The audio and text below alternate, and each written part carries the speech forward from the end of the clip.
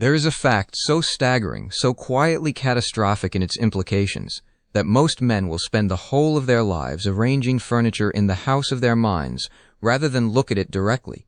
The fact is this: almost no one is living. They are being lived. They are being moved. As a chess piece is moved, by appetites they did not choose, by fears they have never examined, by opinions sown into them in childhood like seeds sown into soil, and they have never once stopped to ask who did the sowing, or why, or whether the harvest was ever meant for them. I do not say this to wound you. I say it because the wound is already there.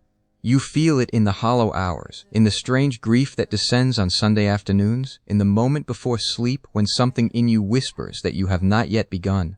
That whisper is not weakness. That whisper is the most intelligent thing about you. It is the voice of the soul pressing its face against the glass of your ordinary life, asking to be let in. Now I want to speak to you plainly about what it means to live a life guided not by the noise of the crowd, not by the seductions of comfort, not by the mechanical repetition of yesterday, but by something higher, something so interior, so sovereign, so completely your own, that when you at last discover it, you will feel not that you have found something new, but that you have remembered something ancient, something you always were before the world taught you to be smaller. Consider what we call thought. We speak of it carelessly, as a man speaks of breathing, scarcely aware that he does it at all. We say, I think this, I think that, as if thinking were as common as sneezing. But the thought I am speaking of is of a different order entirely. It is not the recycled opinion. It is not the borrowed conclusion. It is not the chorus of voices you have absorbed from newspapers and schoolrooms and the approval of strangers. No. Higher thought is an original act. It is the mind turning upon itself with full seriousness, with the courage to go wherever the inquiry leads, even if it leads to the dissolution of everything you were certain of before breakfast. This is where most men stop. They approach the threshold of real thinking and they feel, and I want you to notice this feeling in yourself. Recognize it when it comes. They feel a kind of vertigo, a loosening of the familiar ground beneath them, and they retreat. They call their retreat by dignified names. They call it practicality. They call it humility. They call it knowing one's place. But it is none of these things. It is fear, dressed in the clothes of virtue, and we have been far too polite about it for far too long. The man who is guided by higher thought has made a terrible and magnificent bargain. He has agreed to be unsettled. He has agreed to let certainty be a guest in his house rather than the landlord of it. He has agreed to hold his conclusions lightly, like birds, knowing they may fly, knowing that what replaces them may be finer. This is not comfortable. I will not insult you by pretending it is comfortable, but I will tell you what it gives, and what it gives is so enormous that no honest accounting of the trade would call it sacrifice. What it gives is reality. Not the simulation of reality that most men inhabit, the agreed-upon dream, the collective hallucination we call society and normalcy, but the actual texture of existence, raw and present and inexhaustibly alive. When the mind begins to move by its own power, guided by its own deepest nature, the world does not become more abstract, it becomes more real. Colors sharpen, moments deepen. A tree is no longer merely a word for a thing you pass on the way to somewhere else. It is a phenomenon of stunning improbability, a fact so strange that only a sleeping man could walk past it without stopping. And people, oh, the transformation in how we see people. The man guided by higher thought cannot look at another human being and see merely their function, their social position, their usefulness or lack of it. He sees instead the inner drama. He sees the soul laboring behind the eyes, the enormous silent effort of a consciousness trying to make sense of its own existence. He is moved by this, continuously, in the way that only the truly awake can be moved, not occasionally, not when reminded, but as a permanent condition of his attention. Now let me say something that will disturb you, and I want it to disturb you, because disturbance is sometimes the only honest response to truth. The institutions we have built, the schools, the governments, the economies, the churches, are, in their present form, largely engines for the suppression of higher thought. I do not say they intend this. Intention is beside the point. The road to mediocrity is paved with entirely reasonable intentions. What I am pointing to is the structure, the effect, the daily reality of what these systems do to the human mind. They reward conformity, They punish originality. They decorate the cage and call it civilization. They hand a man a role and a salary and a set of opinions and they say, "Here, this is your life." And the man, exhausted and grateful, takes it. And he will defend it. This is the part that breaks the heart of anyone who has looked at it honestly. He will defend the cage. He will argue for his own limitation with a passion he has never brought to bear on any genuine question. He will look at a man or woman who has broken free, who is living from that higher interior place, and he will call them impractical. He will call them dangerous. He will call them naive. He will say, "The world doesn't work that way," as if the world's present disorder were a fixed law of nature, rather than the accumulated consequence of men and women failing to think. Here is what I know. Every great thing that has ever happened in human history began as a thought that someone refused to abandon simply because others found it inconvenient. Every liberation, every discovery, every moment in which the human condition was genuinely improved, it began in a single mind that was willing to think past the edge of the permissible. That mind was not smarter than others in the way we measure intelligence. It was braver. It had cultivated the habit of following thought wherever it led, regardless of social cost, regardless of the discomfort it produced in the thinking itself. This is the life I am calling you toward, not a life of withdrawal, not a life of proud isolation, not the theater of the eccentric who refuses to participate.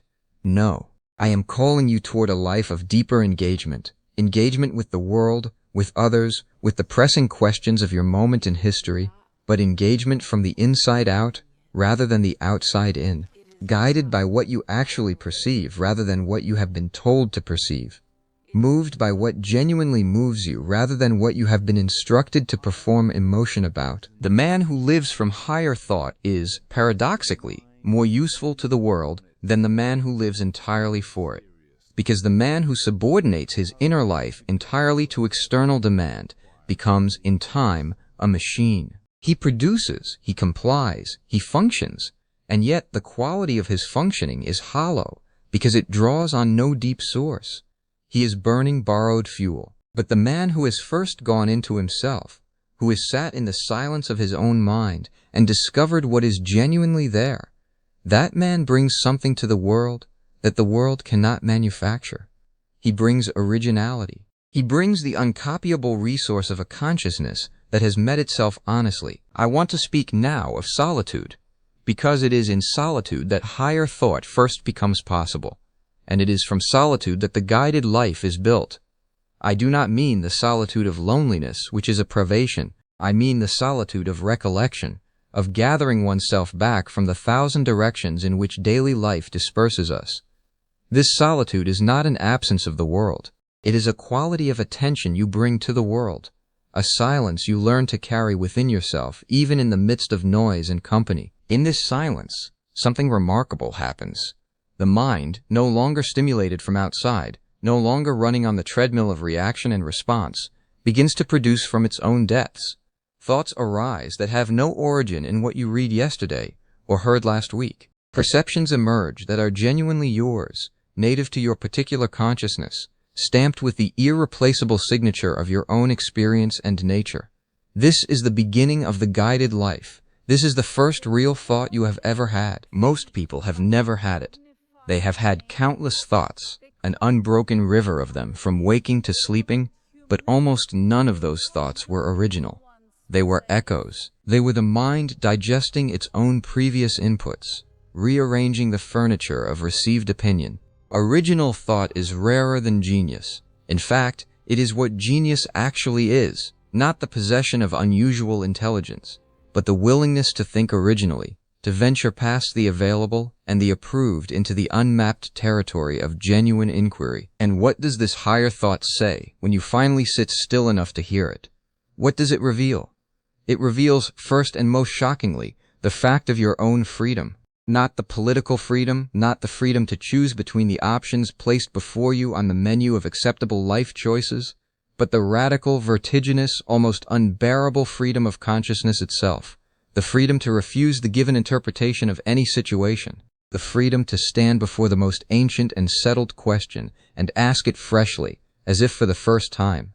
The freedom to say, I do not know yet what I think about this, and that not knowing is the most honest thing about me right now. This is terrifying. I want to say it plainly. The discovery of real freedom is terrifying because it is also the discovery of real responsibility. When you can no longer blame your smallness on the times, on your upbringing, on the expectations of others, on the cruelty of circumstance. When you see clearly that the life you are living is in some fundamental sense the life you have chosen, even if the choosing was unconscious, you are standing at the most important threshold of your existence. You can walk through it into the enormous country of the life that is genuinely yours. Or you can turn back to the consolations of determinism, to the comfortable story of your own powerlessness, and live there as so many live, until you die. I am asking you to walk through. I am asking you to take seriously the possibility, no, the certainty, that you have access, right now, in this moment, to a quality of mind that you have barely touched. That behind the ordinary operations of your daily consciousness, behind the shopping lists and the anxieties and the social calculations, there is a faculty of such range and depth and luminosity that to call it merely the human mind is almost an insult to it. This faculty is not yours alone. It is what connects you to every human being who has ever thought deeply, who has ever sat with a real question in real silence, and let the answer come on its own terms. It is what connects you to the ancient and the unborn alike. When you think at this level, you are not thinking privately. You are joining a conversation that has no beginning and no end. This is what a life guided by higher thought ultimately gives you.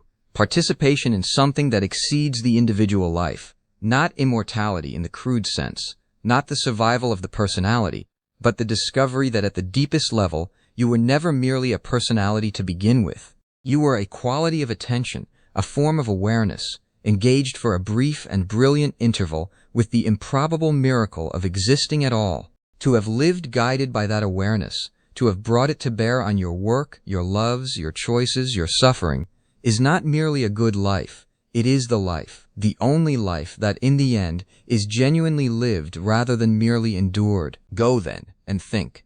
Not the thinking you have been doing, the other kind. The kind that starts in silence and ends in transformation. The kind that does not ask permission and does not offer apology. The kind that knows, with a certainty deeper than argument can reach, that the highest act available to a human being is to be, completely and without reservation, the consciousness that they are. To bring that consciousness, lit and awake and guided by its own best nature, to everything they do. That is the whole teaching. That is the revolution no authority can prevent. It begins in you now, and it begins with one original thought that you refuse to abandon, refuse to apologize for, refuse to exchange for the cheaper currency of other people's certainty. Think, and then live by what you find. The world will not thank you for it immediately, but it has always needed it desperately. And somewhere in the part of you that led you here today, you have always known that this is what you were made for.